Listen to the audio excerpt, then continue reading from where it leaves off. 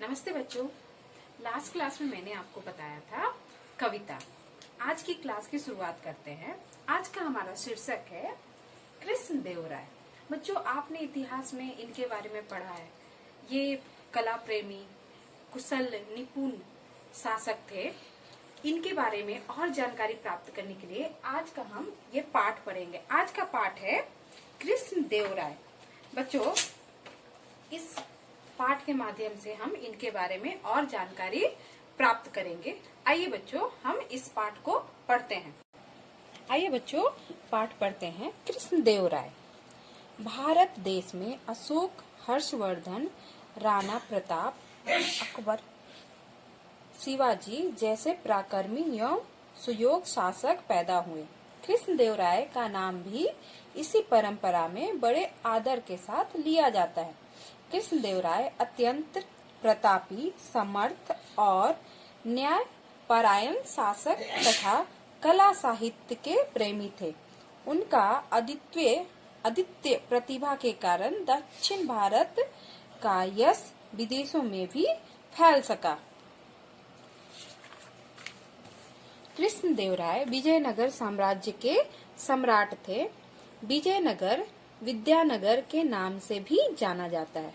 कर्नाटक के वर्तमान बल्लारी जिले के अंतर्गत होसपेट के समीप स्थित कमलापुर प्रदेश हम्पी के नाम से प्रसिद्ध है।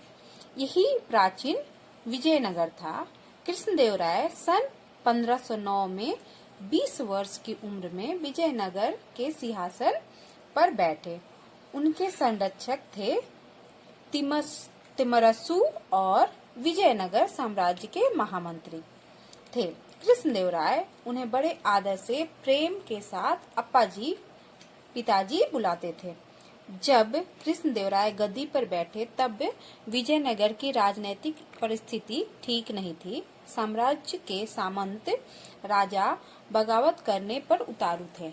सीमा पर स्थित बहुबनी सल्तनतें विजयनगर को कब्जे में करने की ताक में थी। कृष्णदेव राय को एक साथ कई समस्याओं का सामना करना पड़ रहा था, लेकिन चतुर महामंत्री तिमरसु एवं प्रतापी सेनानियों की मदद से वे विजयनगर साम्राज्य को सुशासन और सुरक्षा दे पाए। कृष्णदेव राय ने सर्वप्रथम कलिंग के गणपति को सबक सिखाने की ठानी। उन्होंने एक बड़ी सेना के साथ कुछ सेनापतियों को गुटरू भेजा, जहां विजयनगर की कलिंग की सेना के बीच में घमासान लड़ाई हुई।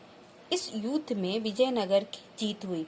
कृष्णदेव राय ने बहुबनी सुल्तान मोहम्मद शाह द्वितीय के छक्के छुड़ा दिए। उन्होंने मैसूर प्रदेश के उम्मत्तूरू के नाम राजा को भी युद्ध में हराया। फिर विजयपुरा, बीदर, कलबुर्गी, गोलकोंडा एवं रायचूर के सुल्तानों को पराजित किया। इस प्रकार कृष्णदेव राय ने बहुबनी सुल्तानों को सिर उठाने नहीं दिया।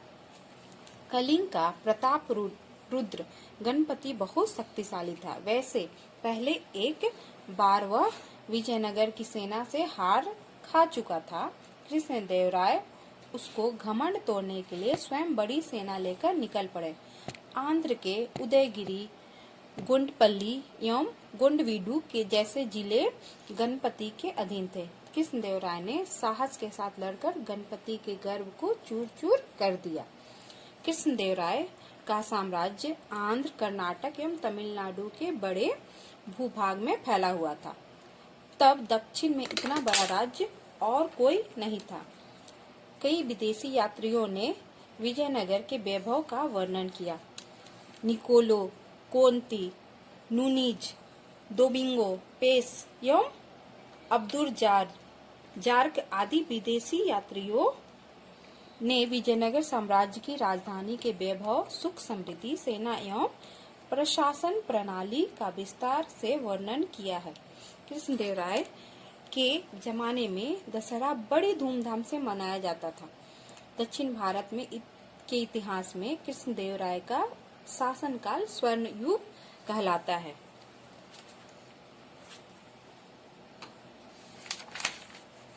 कृष्णदेव राय बड़े कला प्रेमी थे। वे स्वयं बीना बजाते थे।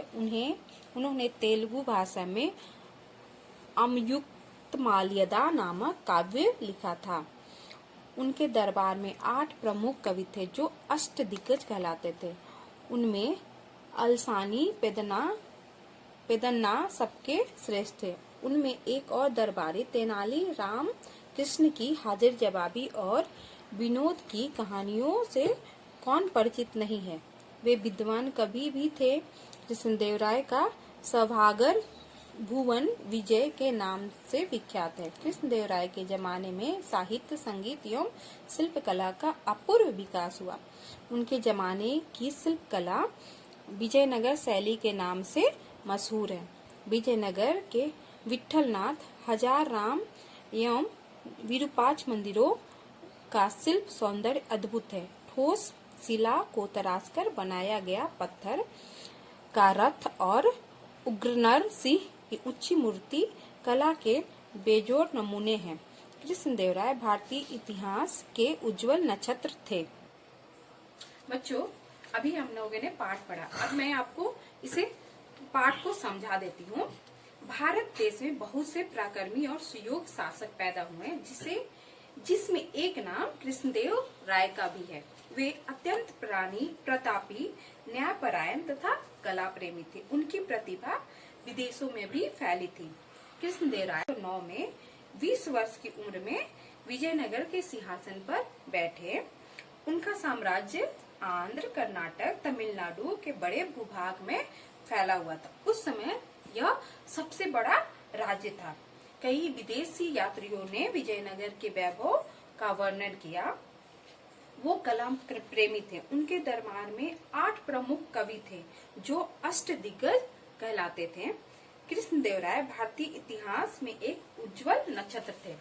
बच्चों, इस पाठ को पढ़ने में हम लोगों ने कुछ कठिन शब्द और शब्दार्थ पाया। तो अभी हम कठिन शब्द और शब्दार्थ का पढ़ते हैं। कठिन शब्द है बच्चों, ध्यान दीजिए इधर। भारत, इतिहास, प्रतापी, अत्यंत, समर्थ, विदेशों, होशपेट, वैभव, महामंत्री, स्वर्ण युग, गद्दी, विद्वान, कृष्णदेव राय, न्यायपरायण, हाजिर जवाबी। ये सभी हो गया बच्चों कठिन शब्द। दूसरा है हमारा शब्द का अर्थ, शब्दार्थ। शब्द क्या है हमारा? सम्राट। सम्राट का अर्थ होता है बच्चों बादशाह। परंपरा, इसका मतलब होता है सिलसिला। अंतर्गत, भीतर। बगावत मतलब होता है विद्रोह। सल्तनत मतलब होता है राज्य। छक्के छुड़ाना, बुरी तरह हराना। संरक्षक, रक्षा और मार्गदर्शन करने वाला। संरक्षण का अर्थ होता है रक्षा और मार्गदर्शन करने वाला। अद्वितीय, जिसकी बराबरी का कोई और ना हो। तराशना, विविध उपकरणों से मूर्ति निर्माण करना। नेक्स्ट है हमारा सामंत। सामंत का मतलब होता है अधीनस्थ राजा। बच्चों, हम लोगों ने आज कृष्णदेव राय के बारे में पढ़ा, उसको पाठ को पढ़ के समझा तथा हम लोगों ने कठिन शब्द और शब्दार्थ पढ़ा। बच्चों, ये कठिन शब्द और शब्दार्थ का अच्छे से अभ्यास करिए। धन्यवाद।